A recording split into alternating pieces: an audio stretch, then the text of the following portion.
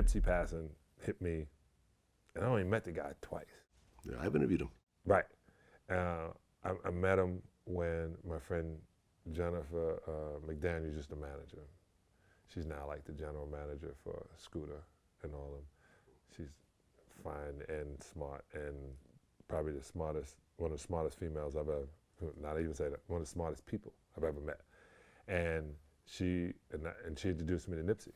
And I thought since then, I was following him, liking his music, seeing what he was doing.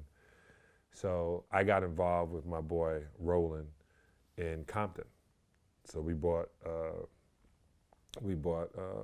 a commercial property, and I'm going to give you the pictures so you can edit this. What the walls look like, right, and the retail part. Then all the food part, you go in, you go, oh, let me get a piece of fried chicken, let me get it, and it's all vegan. Okay. But it doesn't. We're not going to make you say, oh, we're eating vegan food, this is nasty. We're making it as if this is what we serve.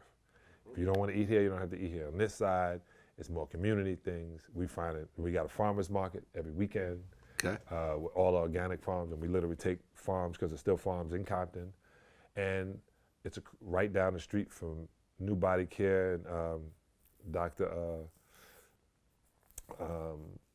Goss, and who's been pushing this. And I realized, according to what Nipsey was saying, because when you see where his place is, it's so many times we don't need to buy the Bentley or the Benz or the 3 Escalades or the Range Rover, or you have to get your girl 5 bags because her bag game got to be great. We got to get these shoes, even though they were $1,700, I got them for $900, right? So I'm talking to all people that look like me right now, because I know they're listening. As opposed to doing that, we got enough stuff. Enough. And I can say that. They go, well, you were good. And if you don't have it, don't aspire to get it. Enough. They boycotted Gucci. Yep. They don't even know what that means. They don't even know even the thought of it. Jay-Z said, stop drinking Cristal. They went down 45%. Just from this community. Stop buying the bags. Stop getting the cars. Stop buying houses that you can't. Stop buying stuff. You know what I'm saying? And the reason I say that, and then people are going to say, well, you at the age you can do that. I never liked it in the first place. The reason we do it is to up one another. We don't need to do that. Right. We need to, because I was thinking, what if I went to a church and said, hey, let me say something. Everybody that wants to invest into this community, you have to put $50 in this right here. And then we're going to gather all this money. When we get to this point, we're then going to start doing this. And this is where we're going to start. If you give them a plan on what's going to happen with the money and they start seeing it, cool. I went down to Lamert Park now and looking at property through the roof. But I already know. So I'm in Crenshaw looking for property, and we're looking for commercial property. Well, yeah. You know, I was talking to a friend of mine about this recently. I feel that one of the biggest things that hurts lower income communities is this.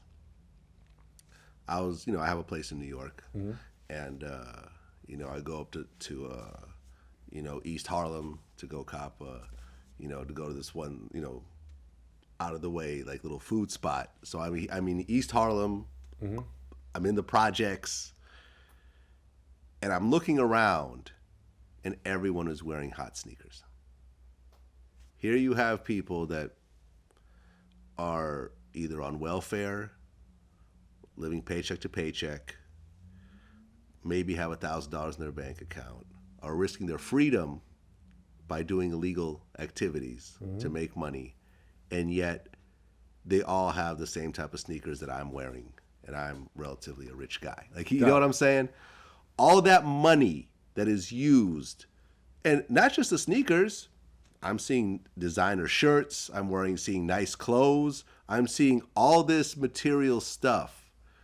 Imagine just in that one area, if everyone took all that money and invested it back into multi-unit properties, stocks, whatever whatever, things that where your money is actually working for you, that community could be transformed in a few years. Got it. So, do you agree with me, number one? I agree that can happen in Yeah. theory. In theory. In theory. And not just in theory.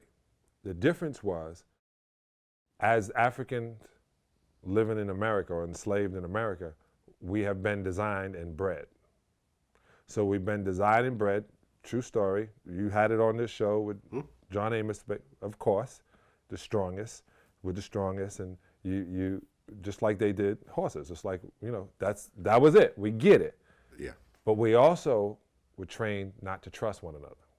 So we're literally ingrained not to trust our guy who looks like us. We believe the hype about us as well. So we believe, oh, they're crooks, they're gang members, they're rapists. We believe the same perpetual lies. We believe it about ourselves. The Koreans, the reason it was easier for Koreans in Chinatown, right? It's funny. You got Chinatown, Koreatown, Little Filipino town, Armenia town, but when you got black people together, you got the ghetto. We don't have Africa. So we don't have anything identifying. You don't have Africa Town. We don't have Africa Town. Yeah. We got ghettos. Yeah. We don't have Africans. We got NIGGERs. We don't have we don't have an identity. So if there's no identity, there's no way to put it together. Dr. Umar, who is, I watch him on who is literally Dr. Umar Johnson? Yeah, Okay. and I listened to him. I've interviewed him before. Yeah, I listened to him and I like his velocity and I like his force. I like how he comes, how he speaks to us, how he gets to a point. But I also realize we don't have to talk like that anymore. We ain't got to talk like pimps. Like, we ain't got to be like, yeah, brother. We don't have to do that. But we have to figure out. I was with Brother Farrakhan, Minister Farrakhan, Honorable Minister Farrakhan at Nipsey's funeral. And I felt good when I was around him. Everybody feels good when he was around him. Mm-hmm. But he travels with 3 rabbis now. I heard about that. You know what I'm saying? So I heard about that, yeah. He literally opened up his mentality. We got to open it up, but we got to keep it to us. When you're Jewish, I went to a wedding the other day, and of course, this kid's, his basket was going to be filled because it was a really, really good Jewish wedding. and I watched Hebrews or Jews realize to keep it in the community. And I had to explain to all black people out there, being Jewish is not a race, it's a mindset. So the people with that mindset are in community together. We got to change our mindset on what is important. You can't really, and when they're seeing videos of somebody in a Lambo, in a Bentley, stacks of money like this, on the phone, you only, most of the time, you become what you can see. Right, and let me just make this point. I have interviewed some of the biggest drug dealers in America, from the Freeway Rickies to the Little D's to whoever.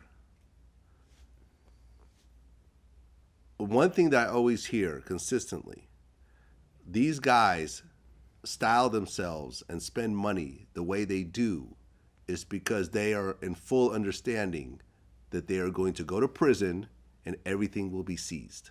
So therefore, while they are not in prison, they are going to spend money on a bunch of unnecessary stuff knowingly. Jewelry, cars, whatever. So anybody who has a legitimate job who is looking up to these people and is trying to style themselves after these people, you inherently have a problem right there. Because those people know all that money is going to get lost. You're just wasting it to waste it. And this is the deal. When I see a flashy dope dealer, my friends who were living that lifestyle, who are now in prison, they just want to get out and talk to kids. Yeah. Everybody I know, they just want to get out. Yeah. And they want to talk to kids. They want to say, hey, but they perpetuate it in the movies, on television. Yeah. When basketball players started looking like rappers. Right. You know what I'm saying? You can thank Allen Iverson for that. Yeah, Yo Gotti, man. Yo Gotti was up in, I was up in this up in Beverly Hills. I'll use it that way. I said, yo, got to get out of the Rolls Royce Phantom truck or whatever. The SUV, yeah. Right. And I saw Travis Barker getting out of a black one. I said, yo, got it getting out of a white one. It's funny. Travis Barker or Travis Scott? Travis Barker. Okay. Travis Barker is a wonderful vegan. We were at mine. Oh, yeah, right. He is a vegan. Yeah. And he pulled up. And as soon as I saw it, I looked and I was like, there's only 3 of those on the street. And he was in the black one. And I said, yo, got it. And I go, that is the bomb. So I want to tell everybody that wants a Rolls Royce, if you get a Rolls Royce and it's not a coupe, it should come with a driver. Right. I'm going to say it again, black people. If I see you in a Rolls Royce with 4 doors and you're driving, the person behind you is the important one. Stop buying Bentleys. Stop buying Rolls Royces. If it's not an SUV, even if it is, if it has those doors, you should it costs $50,000 a year to have a driver. $4,500 a month. Yeah. To have a driver. If you buy a Bentley for $400,000, add $50,000 on it. Right. I'm telling you now. Yeah. Don't let me see you driving again. It's like driving a Maybach yourself. Yeah. What's So the why are point? you driving a Maybach? That's why the back seat has televisions and what are you doing? What are you doing? You don't do that. But if you don't know, because if you see, oh man, you was pushing a Bentley, yeah, that means you were driving it for somebody. Right. You shouldn't be pushing a Bentley. You should be waiting there, and when the doors get out, you should do like Morris Day showed us in Purple Rain how you should do it. Jerome should drive, I'm going to sit behind you. Right. In the big cat dude. That's balling. That's balling. That's balling. You driving a 4-door Bentley is not balling. Yeah. You're a driver. Get in the back.